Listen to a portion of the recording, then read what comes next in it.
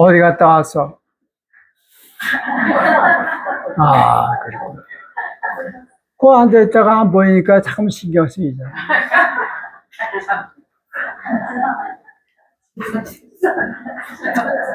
녹화를 보고 있어요. 뭐라고 그러는지, 뭐라고 그러는 것 같은데, 뭐라는지는 못 알아듣겠어.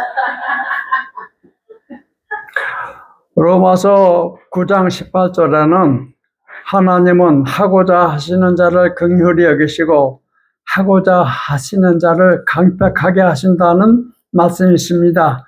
둘 다 하고자 하신다고 말씀하시는데 어떤 이는 긍휼로 어떤 이는 강팍함으로 나타난다고 합니다. 저는 이 말씀을 이렇게 들어봤습니다. 하나님은 언제나 동일한 사랑으로 우리를 대하시지만 그 사랑 앞에서 우리가 서는 태도에 따라 긍휼로 받아들이기도 오히려 강팍함으로 겪기도 하는 것 같습니다. 겸손히 나아가는 이는 그 사랑을 긍휼로 받지만 등을 돌리는 이는 그 사랑을 강팍함으로 경험하는 것처럼요. 저는 아직 성경에 깊이 들어가 보지 못한 초보자입니다. 그럼에도 이런 식의 읽기가 허용되는지 여쭙고 싶습니다. 선생님은 이 말씀을 어떻게 보시는지요? 로마서 9장 18절에 이런 말씀이 있어요? 네.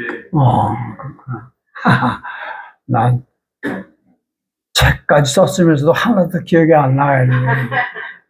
이런 말씀이 있구나. 저는 여기에서 질문하신 분하고 똑같이 해석은 하지 않아요. 난 이 말씀을 조금 다르게 난 이해해요. 근데 이 사람이 이렇게 써놓고 내가 이렇게 읽어도 됩니까? 라고 물은 거예요. 그거에만 대답할게요. 됩니다. 괜찮아요. 얼마든지 오해할 수 있습니다. 그럴 수 있어요. 그래서 예수 그리스도의 말씀을 잠깐 이렇게 이해했다가 나중에 그게 바뀔 수 있어요. 그게 재밌어요. 우리 사람하고 사람 관계도 그렇잖아요. 처음 봤을 때는 이렇게 사람 봤는데 사귀다 보니까 다른 면이 있네 이렇게 되는 거예요. 성경은 마찬가지예요. 그러니까 어떻게 해석하면 됩니까? 됩니다. 그렇죠. 그러니까 마음 놓고 읽으십시오. 읽고 싶으신 대로. 그게 원래 그런 거예요. 그런다고 예수님 뭐라고 안 그러셔? 안 그러실 것 같아요. 내가 안 그러신다고 또 장담하면 안 되잖아요. 내가 보는 예수님은 그런 거 아주 탓하지 않을 것 같아요. 그러니까 괜찮습니다. 그런 게 내 대답입니다. 그럼 마지막에 나는 어떻게 있느냐고 이렇게 질문했네요. 이건 이렇게 대답할게요. 하고자 하는 사람에게 긍휼을 베풀고 하고자 하는 사람에게 그를 더 강팍하게 하신다. 강팍하게 하는 건 그 사람을 더 고집스럽게 그렇게 만든다는 거잖아요. 출애굽기를 보면 바라오가 계속 10가지 재앙을 당하면서도 하는 건 그러지 않아요. 아주 완강하게 고집하잖아요. 그 강팍하다는 표현을 거기 나와요. 근데 누가 그를 강팍하게 했는가? 누구예요? 하나님.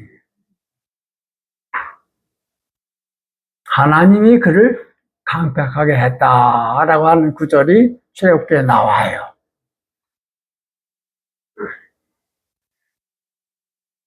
그러니까 여기서 하고자 한다는 것이 이 사람이 뭘 하고자 하느냐? 그거 하게 해주시는 거예요. 저는 그렇게 해석해요. 내가 뭘 하고자 하는 게 있어. 그리고 그걸 더 잘하게 해주시는 거예요. 뭘 하고 싶으냐? 그건 각자 자기가 결정하는 거예요. 그래서 긍휼을 베풀고 싶어 하는 마음으로 하나님 앞에 가. 그러면 긍휼을 베풀게 해주시는 거예요. 뭔 일로 고집스럽게 자기 주장을 하고 싶은 마음이 있어. 그럼 그 사람 고집을 더 강하게 해야죠.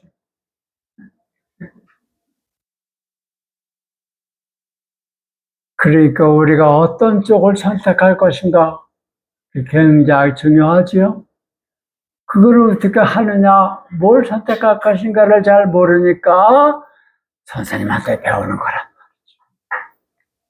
얼마나 고마워요. 여러분이 무슨 일을 할 때 어느 것을 선택할 것인가 잘 모를 때 있잖아요. 그죠? 이럴 때 여러분 대개 어떻게 합니까? 이걸 선택하면 어떻게 될까? 이걸 선택하면 세상은 나를 어떻게 볼까? 이걸 많이 생각하잖아요. 아, 근데 예수님 방법은 그게 아니에요. 잘 모르겠어. 어느 쪽을 선택해야 할지.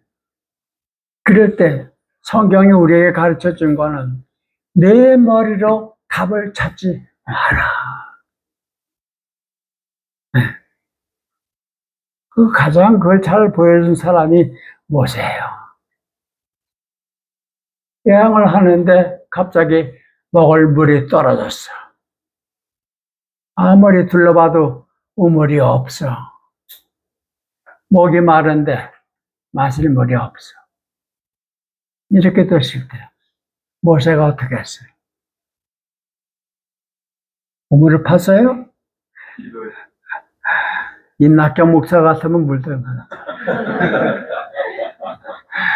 모세는 그 능력도 없어.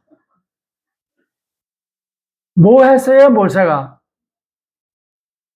하나님께 따르세요. 하나님, 물이 없어요. 어떻게 하면 좋습니까? 그런 거예요. 앞에는 황야바다, 뒤에는 죽겠군. 진퇴양난이야. 이럴 때도 돌격대를 준비해서 시급대하고 싸우자. 그런 거 아니야. 그죠? 자기 머리로 답을 찾으려고 하지 않아요. 어떻게 하죠? 그걸 우리가 배웠으면 좋겠어요. 그 문은 누구에게나 열려 있어요. 하늘을 향하여 질문하는 거예요. 어떻게 해야 할지 모르겠어요. 저에게 길을 가르쳐 주십시오. 그게 바로 기도죠. 그렇게 해서 응답 받아서 그렇게 하면 되는 거예요.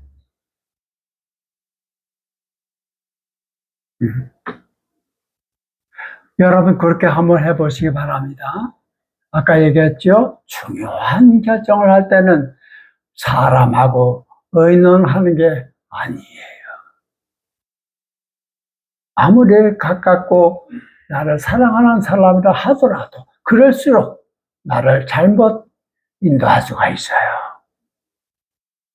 그 애정 때문에 이건 내 생사를 거는 문제다. 그 정도 되면 이게 내 운명을 결정하는 것이다. 라고 하면 그 문제 가지고는 한 분, 누구? 하나님. 나를 세상에 보내신 아버지. 그분하고 1대1로 만나야 되는 거예요. 그래서 그분께 여쭙고 이렇게 해라 하면 의심하지 말고 그래 해버리는 거예요. 이거는 말만 듣고는 잘 모르고 실제로 그렇게 해봐야 그게 뭔지를 알 수 있어요. 해보시길 바랍니다. 내일 12시까지 내가 가부를 결정해줘야 할 문제가 있어. O냐, X냐. 이걸 내가 내일 12시까지는 어떤 사람한테 얘기를 해줘야 돼. 그럼 내 막 머리를 굴리해서 내가 이걸 받아들이면 결과가 어떻게 될까? 내가 거절하면 어떻게 될까? 그런 거 가지고 머리를 복잡하게 굴리지 말고 또 사람들한테 막 찾아가면서 이러면 어떡하냐 의논도 하지 말고 독방에 들어가서 골방에 들어가서 하나님 앞에 무릎 꿇고 하나님 이걸 내가 결정해야 되는데 하나님 어떤 쪽을 선택해야 할지 저에게 가르쳐 주십시오. 기도해 보시기 바랍니다. 그럼 답을 주셔요. 주시지. 그래. 요 재미가 있어요. 그 재미를 맛보세요.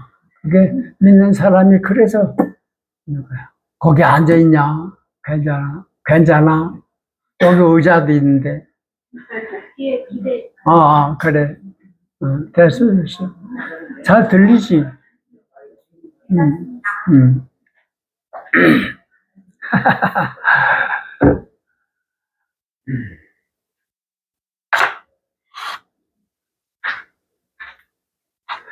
12시가 거의 됐는데도 답이 없어. 그럴 때가 또 있어요.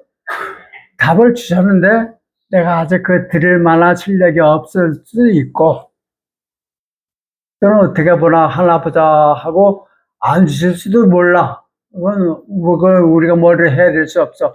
12시인데 오는데 답은 해야 되는데 우리 기다려도 답을 안 주신다고 생각될 때가 있을 거예요. 그 분명히 있을 거예요. 그럴 때 어떻게 할 거예요? 12시에 내가 답은 해줘야 되는데 11시 반까지 아무 소식이 없네.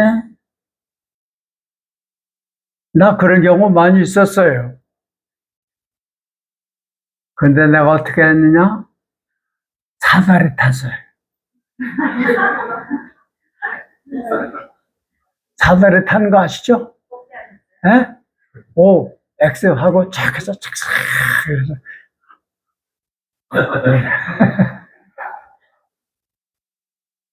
그것도 재밌어요. 그거 뭐냐 하니까 사다리 타기 전에 한마디 기도하는 거야. 나는 어떤 게 어떻게 할지 모릅니다. 몰라요. 당신이 결정하십시오.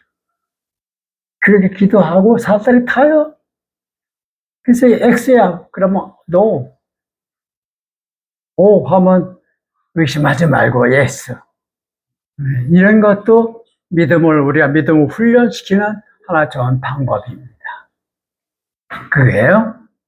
그래서 최종 결정은 내가 하는 게 아니라 하나님이 하신다라고 하는 거를 이게 연습해 보는 겁니다. 한참 하다 보면 사다리 안 타도 돼요. 저절로 할 수 있어요.